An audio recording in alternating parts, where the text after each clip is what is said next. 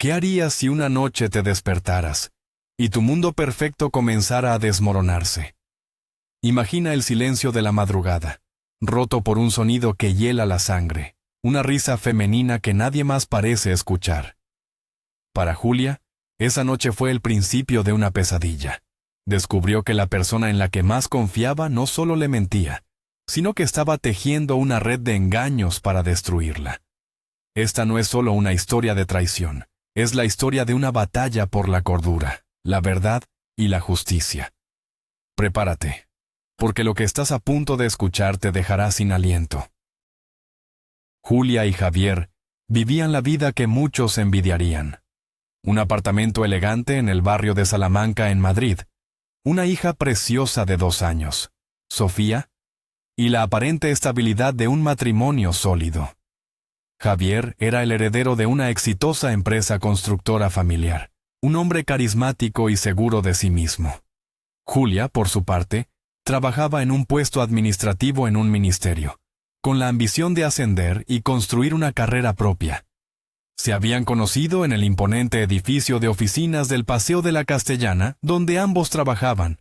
Para Julia, que venía de una familia humilde, Javier representaba la seguridad y el amor que siempre había ansiado. Pero bajo la superficie de esta vida idílica, se escondían secretos oscuros y un plan monstruoso que estaba a punto de salir a la luz.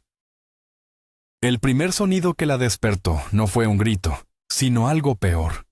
Una risa, suave, melódica y absolutamente fuera de lugar en el silencio de las 3 de la madrugada. Julia abrió los ojos de golpe, con el corazón martillando contra sus costillas.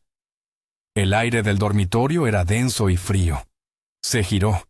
El lado de la cama de Javier estaba vacío, las sábanas revueltas y frías al tacto. El pánico, una sensación ácida y familiar, le subió por la garganta. ¿Dónde estaba? La risa volvió a sonar, esta vez más clara, como si viniera del salón. Era una risa de mujer, una risa que no reconocía. Se levantó, sus pies descalzos apenas hacían ruido sobre el parqué de madera. El miedo no era solo por el sonido, sino por lo que significaba. Era la confirmación de la terrible sospecha que llevaba semanas corroyéndola por dentro. Estaba perdiendo la cabeza. Avanzó por el pasillo oscuro. Cada sombra parecía una amenaza. La puerta del salón estaba cerrada, algo inusual en su casa. Un fino hilo de luz se escapaba por debajo.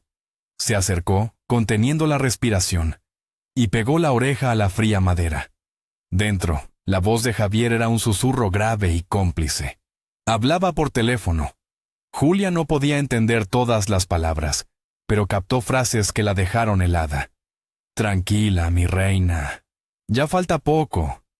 ¿Mi reina? Nunca la había llamado así a ella. La voz de Javier era un arrullo íntimo, un tono que no le había dedicado en años. La traición fue como una puñalada física, dejándola sin aire. Se apoyó contra la pared, sintiendo cómo el suelo se abría bajo sus pies. Su mundo, su matrimonio, todo era una mentira. Se obligó a seguir escuchando. Necesitaba saberlo todo. La verdad, por dolorosa que fuera, era mejor que la locura autoimpuesta. El plan funciona, susurró Javier. Julia ya casi se cree que está loca del todo. Un poco más y la convenceré para que vaya al médico. Hubo una pausa, y luego Javier soltó una risita. La grabación de la risa fue una idea genial, Verónica. Eres una genio. Grabación. La palabra resonó en su mente como un eco en una catedral vacía. No estaba loca. No eran alucinaciones auditivas. Era una grabación. Era un plan. Todo el caos, la confusión, el miedo paralizante de los últimos meses. Todo había sido orquestado. La revelación no le trajo alivio, sino un horror de una nueva dimensión. Estaba atrapada en una trampa diseñada por su propio marido. Con un cuidado infinito, como si se moviera a través de un campo de minas, Julia retrocedió hacia el dormitorio. Su cuerpo temblaba sin control. Se metió en la cama y se cubrió con el edredón hasta la barbilla, dándole la espalda a la puerta. Tenía que fingir que dormía. Tenía que pensar. Su mente, que momentos antes era una nebulosa de miedo y duda, ahora funcionaba con una claridad helada. Cada incidente extraño, cada olvido, cada momento de confusión, desfiló ante sus ojos bajo una nueva luz. La manipulación era tan profunda, tan calculada, que le revolvía el estómago. Ya no temía por su cordura. Ahora temía por su vida y, sobre todo, por la de Sofía. Estaba casada con un monstruo. Unas semanas antes, todo había empezado de forma sutil. Un sábado por la mañana, el despertador sonó a las 7 en punto. Julia saltó de la cama, con la mente ya en modo automático. Levantar a Sofía, preparar el desayuno, sacar a Javier de la cama. Él la miró desde la almohada, con una mezcla de irritación y falsa preocupación. Julia, cariño, es sábado. ¿Otra vez te has olvidado de quitar la alarma? Ella recordó perfectamente haberla desactivado la noche anterior. Pero la evidencia estaba ahí, sonando estridente. Javier se dio la vuelta y siguió durmiendo. Ella, en cambio, se quedó en la cocina con una taza de café frío en las manos, sintiendo por primera vez que algo dentro de su cabeza no funcionaba bien. Luego vino el incidente de la cena. Recordaba claramente a Javier de pie junto a la puerta, elegante con su traje. Cariño, ¿puedes preparar ese pollo al ajillo que te sale tan bueno? Ella había sonreído, feliz de complacerle. Pasó la tarde cocinando, el aroma a ajo y vino blanco llenando el apartamento. Pero cuando Javier llegó por la noche y vio la fuente sobre la mesa, su rostro se ensombreció. ¿Pollo? Pero si te pedí cocido madrileño. Te lo dije esta mañana. Julia lo miró, confundida. La imagen de su petición era nítida en su memoria. Pero la certeza en los ojos de Javier, su suave suspiro de decepción, la hicieron dudar de sí misma. Lo siento, murmuró. Últimamente estoy muy despistada. Él le acarició la mejilla. No te preocupes, cariño, es normal con el estrés y la niña. El punto de inflexión fue el día de la olla. Había puesto unas verduras a cocer para el puré de Sofía. Estaba segura, absolutamente segura, de haber apagado el fuego antes de salir al parque. Lo recordaba. El giro de la muñeca, el clic del mando de la vitrocerámica. Pero a mitad de camino, Javier se dio una palmada en la frente. ¡Mierda, me he dejado el móvil! Volvió corriendo al apartamento. Minutos después, la llamó con la voz cargada de pánico. Julia, casi quemamos la casa. Te dejaste el fuego encendido. El olor a plástico quemado y a humo picante los recibió en la puerta. La olla estaba negra, carbonizada. La vergüenza y el miedo la paralizaron. Podría haberle pasado algo a Sofía. A partir de ese día, empezó a desconfiar de cada uno de sus actos, a verse como un peligro para su propia hija. Noche tras noche, Julia se sentaba frente al ordenador, tecleando síntomas en el buscador. Pérdida de memoria a los 30. Primeros síntomas de demencia. Psicosis posparto. Cada artículo era una nueva fuente de terror. Leía sobre enfermedades degenerativas, sobre desequilibrios químicos en el cerebro. Se miraba al espejo y no reconocía a la mujer agotada y asustada que le devolvía la mirada. La idea de ir a un médico la aterrorizaba. No solo por el diagnóstico, sino por las consecuencias. Un diagnóstico de salud mental sería el fin de todo por lo que había luchado. Su trabajo en el ministerio era su ancla, su trozo de identidad más allá de ser madre y esposa. Estaba preparando unas oposiciones internas para un puesto de mayor responsabilidad, un sueño que llevaba años persiguiendo. Había estudiado durante su baja de maternidad, sacrificando horas de sueño, un informe psiquiátrico, una nota en su expediente, y todo ese esfuerzo se convertiría en ceniza. No podía permitírselo. Javier la animaba a buscar ayuda, con una dulzura que ahora le resultaba vomitiva. «Hazlo por ti, por nosotros», le decía. Pero ella se resistía, aferrándose a la esperanza de que fuera solo una mala racha, una fase que pasaría. No sabía que su resistencia era lo único que la mantenía fuera de la trampa final de Javier. Y entonces apareció la risa. La primera vez fue una tarde, mientras jugaba con Sofía en la alfombra del salón. La niña construía una torre de bloques y balbuceaba feliz. De repente, la oyó. Una risa de mujer, clara y cercana. Se giró bruscamente. Javier levantó la vista de su portátil, enarcando una ceja. «¿Qué pasa?», preguntó. «¿Has oído eso?», susurró ella. «¿El qué? ¿La risa de Sofía? Es adorable». Pero no era la risa de su hija. Era distinta, adulta, burlona. Él la miró con esa expresión de paciente preocupación que había llegado a odiar. «Cariño, creo que estás muy cansada». Y ella, una vez más, se lo creyó.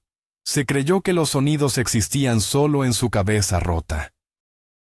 A la mañana siguiente, después de la noche de la revelación, esperó a que Javier se fuera a su supuesto trabajo.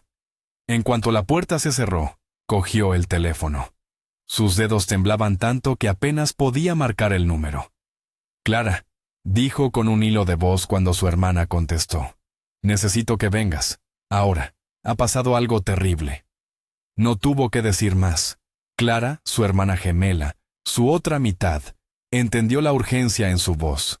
«Estoy en camino», dijo simplemente. Mientras esperaba, Julia caminó por el apartamento, que ya no se sentía como un hogar, sino como el escenario de un crimen. Cada objeto, cada foto familiar en la pared, era parte del decorado de una farsa cruel. Clara llegó, con su embarazo de 8 meses precediéndola. Al ver el rostro de Julia, pálido y demacrado, la abrazó sin hacer preguntas. Sentadas en la cocina, con el sol de la mañana entrando por la ventana, Julia se lo contó todo. El despertador, la cena, la olla quemada, la risa fantasmal y, finalmente, la conversación que había escuchado la noche anterior. A medida que hablaba, la expresión de Clara pasó de la preocupación a una furia helada. No dudó de su hermana ni por un segundo. Cuando Julia terminó, un silencio tenso llenó la habitación. Clara apretó la mandíbula. «Ese cabrón», siseó. Siempre supe que había algo falso en él. Clara, siempre la más pragmática de las dos, se puso en pie y empezó a caminar por la cocina. «Escúchame, Julia, no estás loca, eres una víctima. Pero tus palabras contra las suyas no son suficientes. Este tipo es un manipulador profesional. Necesitamos pruebas irrefutables. Algo que no pueda negar». Julia la miró, perdida. «¿Pero cómo?». Clara se detuvo y la miró fijamente, con una determinación feroz en sus ojos. «Vamos a tenderle una trampa. Vamos a grabarlo. Cada palabra, cada movimiento. Vamos a usar su propio juego en su contra». La idea era aterradora, pero también era un salvavidas.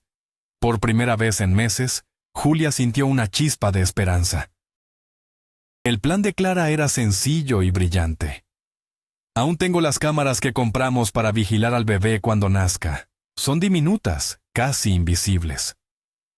Salió y volvió al cabo de una hora con una pequeña caja. Dentro había 3 cámaras del tamaño de una moneda. Una para la cocina, otra para el salón y otra para el dormitorio, explicó Clara, como un general planeando una batalla. Se activan con el movimiento y graban audio y vídeo en alta definición. Lo guardan todo en una tarjeta de memoria. Vamos a pillarle, Julia, te lo prometo. La determinación de su hermana era contagiosa. Juntas, empezaron a planificar la instalación, buscando los ángulos muertos perfectos, los escondites ideales. Colocar las cámaras fue un acto de pura adrenalina. Julia se sentía como una intrusa en su propia casa. Escondió una en un jarrón de flores secas en el salón, otra detrás de la pila de libros de cocina y la última entre los peluches de la estantería del dormitorio. Sus manos no dejaban de temblar. Cada vez que oía un ruido en el pasillo, se sobresaltaba pensando que Javier había vuelto antes de tiempo. Cuando terminaron, se sentó en el sofá, agotada. La casa estaba en silencio, pero ahora era un silencio expectante, cargado de tensión. La trampa estaba lista. Ahora solo tenía que actuar con normalidad y esperar a que la presa cayera en ella. Para entender la crueldad de Javier, había que entender su pasado. Creció con todo, excepto con lo que más necesitaba: la atención de sus padres. Fernando y Elena Torres habían levantado su imperio de la construcción desde cero, trabajando día y noche. Javier se crió con niñeras y con la libertad que da el dinero y la negligencia. En su adolescencia, se sumergió en una vida de fiestas en los locales de Malasaña, coches de lujo y alcohol. Era una huida hacia adelante, una forma de llenar el vacío. No le importaban los estudios ni el futuro. Su apellido era su red de seguridad. Creía que el mundo le pertenecía por derecho de nacimiento. Allí conoció a Verónica. No fue en una cena de gala, sino en la penumbra de un club, con la música electrónica martilleando el aire. Verónica era como él, salvaje, impulsiva, adicta a la adrenalina y al lujo. Vio en Javier no solo a un hombre atractivo, sino un pasaporte a la vida que deseaba, una vida sin límites ni responsabilidades. Se convirtieron en la pareja perfecta del caos, alimentando mutuamente sus peores instintos. Para Javier, Verónica era la libertad encarnada, todo lo contrario al mundo encorsetado y predecible de sus padres. Estaba ciegamente enamorado, no de ella, sino de lo que representaba. Pero la fiesta terminó abruptamente. Los rumores sobre el estilo de vida de Javier llegaron a oídos de sus padres. Una tarde, Fernando lo sentó en su despacho. La conversación fue breve y brutal. O te casas, te asientas y tomas las riendas de la empresa como un hombre, o te corto el grifo, para siempre. No era una amenaza vacía. Javier sabía que su padre era un hombre de palabra. De repente, su mundo de libertad se convirtió en una jaula de oro. Perder el dinero, el estatus, significaba perder a Verónica, perderlo todo. El pánico se apoderó de él. Necesitaba una solución, una forma de mantener las apariencias sin renunciar a su verdadera vida. Y entonces vio a Julia. En la cafetería de su edificio de oficinas. Era todo lo que Verónica no era: discreta, dulce, trabajadora. Vio en su mirada una bondad y una ingenuidad que podía explotar. Era la tapadera perfecta. Una esposa de origen humilde que estaría tan agradecida por entrar en la familia Torres, que nunca haría preguntas. Podría presentarla a sus padres, cumplir con su parte del trato y seguir viendo a Verónica a escondidas. Se acercó a ella con todo su encanto, interpretando el papel del hombre de negocios que se enamora de la chica sencilla. Y Julia, herida por una relación anterior, cayó en la red. Para ella era un cuento de hadas. Para él, un movimiento estratégico. Los primeros años de matrimonio fueron un ejercicio de hipocresía. Javier perfeccionó su doble vida: días de marido devoto y yerno ejemplar. Noches de pasión desenfrenada con Verónica, en un apartamento alquilado que pagaba la empresa. Las reuniones hasta tarde y los viajes de negocios se convirtieron en su coartada. Engañar a Julia era insultantemente fácil. Ella confiaba en él ciegamente, feliz en su burbuja de amor y seguridad. Él y Verónica a menudo se reían de su ingenuidad, de la devoción de la esposita que lo esperaba en casa con la cena caliente. Se sentía un actor brillante en la obra de su propia vida. El nacimiento de Sofía lo cambió todo, pero no como sus padres esperaban. La alegría de Fernando y Elena fue inmensa. En el bautizo, reunieron a la familia y anunciaron su decisión. Para asegurar el futuro de su nieta, la mayor parte del patrimonio familiar, incluyendo el control de la constructora, se transferiría a un fideicomiso a nombre de Sofía. Javier seguiría siendo el director, con un sueldo generoso, pero el verdadero poder y la riqueza pertenecerían a su hija. Fue un golpe devastador. De repente, ya no era el heredero, sino un simple administrador. Estaba atrapado. La jaula de oro se había vuelto de acero. Desesperado, se lo contó a Verónica. Se quejó de su destino, de la trampa que le habían tendido sus propios padres. Verónica escuchó en silencio, sus ojos oscuros brillando con una luz calculadora.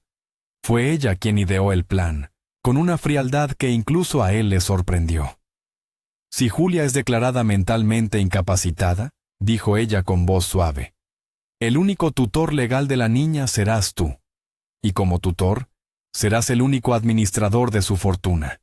Te desharás de la esposa aburrida, controlarás el dinero y tus padres no podrán hacer nada. Solo sentirán pena por el pobre viudo de facto». La monstruosidad del plan lo sedujo al instante. Era su única salida. Esa noche, Julia esperó. Cenó una ensalada, acostó a Sofía y se sentó en el sofá a leer, fingiendo una calma que no sentía. Javier llegó pasada la medianoche, oliendo a alcohol y a un perfume que no era el de ella. Se disculpó, hablando de una cena de trabajo que se alargó. Julia asintió, le sonrió y le dijo que no se preocupara. Interpretaba su papel a la perfección. Cuando él se metió en la ducha, Julia comprobó su teléfono. Las cámaras estaban activas. La función había comenzado. Más tarde, en la cama, mientras él dormía profundamente, ella oyó el sonido inconfundible de la puerta de la cocina abriéndose y cerrándose con sigilo. El pez había mordido el anzuelo. A la mañana siguiente, el espectáculo la esperaba en la cocina. Platos rotos en el suelo, restos de comida esparcidos por la encimera, la basura del cubo vaciada sobre la mesa. Parecía el trabajo de un loco. Javier entró detrás de ella, abriendo los ojos con una perfecta expresión de horror y preocupación. «Julia, ¿qué es esto? ¿Qué has hecho?» Ella lo miró, fingiendo confusión y miedo.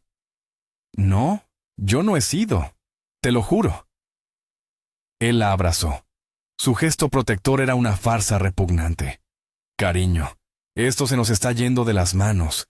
Tienes que ir a un médico, hoy mismo, por favor».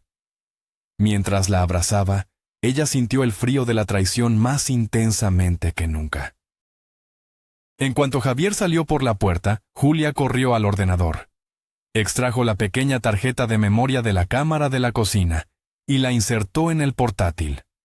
El corazón le latía con fuerza mientras abría el archivo de vídeo.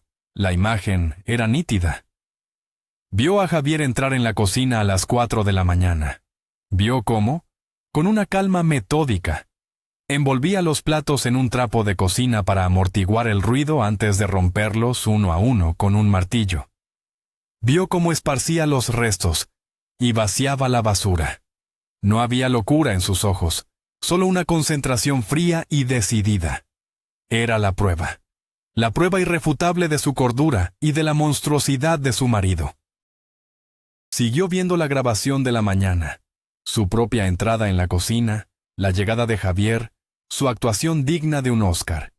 Y entonces, justo cuando él le pedía que fuera al médico, oyó la risa de Verónica. La grabación la captó perfectamente, emanando del bolsillo de la chaqueta de Javier. Vio cómo su propio rostro se contraía de miedo en la pantalla, y cómo el de Javier permanecía impasible, falsamente preocupado. Lo tenía todo. Apagó el ordenador, sintiendo una oleada de poder. El juego había cambiado. Ahora, era ella quien movía las fichas. No llamó a la policía, llamó a Elena, su suegra. «Elena, necesito verte urgentemente. Es sobre Javier. Por favor, ven sola». Hubo un instante de silencio al otro lado de la línea, y luego una respuesta cargada de aprensión. «Voy para allá». Cuando Elena llegó, Julia no perdió el tiempo. La sentó en el sofá y le puso el vídeo. La cara de Elena se descompuso. La incredulidad dio paso al horror, y finalmente, a una profunda y amarga vergüenza. Cuando el vídeo terminó, Elena se cubrió el rostro con las manos y rompió a llorar. Fue entonces cuando le confesó a Julia toda la verdad sobre el pasado de Javier. Las adicciones, las mentiras, el ultimátum. La pieza final del rompecabezas se encajó en su lugar. La confrontación final tuvo lugar en la casa de los padres de Javier. Un tribunal familiar improvisado. Julia y Clara estaban allí. Fernando y una destrozada Elena. Llamaron a Javier con el pretexto de una emergencia familiar.